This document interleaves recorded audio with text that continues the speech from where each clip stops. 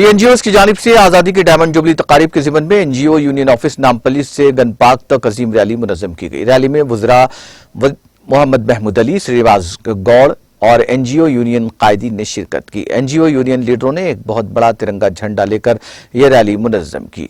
बादजा शहीदान तेलंगाना की यादगार पर गुलाह अक़ीदत भी पेश किए गए।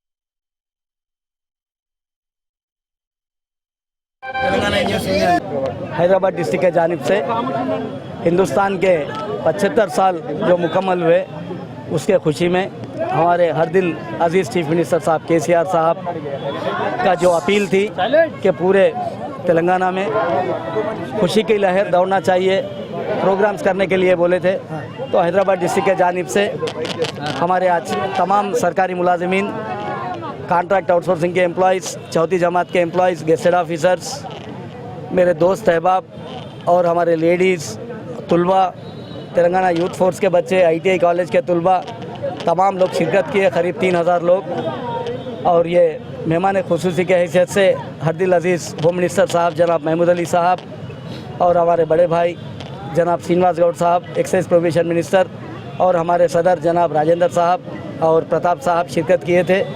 वहाँ पर फुग्गों को छोड़कर खुशी मनाई गई। उसके बाद जो झंडा कलकत्ता से मंगाए थे 200 मीटर का, वो झंडे का आगाज़ किया गया। वो झंडे को आप तमाम के मौजूदगी में तेलंगाना एनजीओ हैदराबाद डिस्ट्रिक्ट से यहाँ शहीदों के स्मारक तक लाया गया और यहाँ पर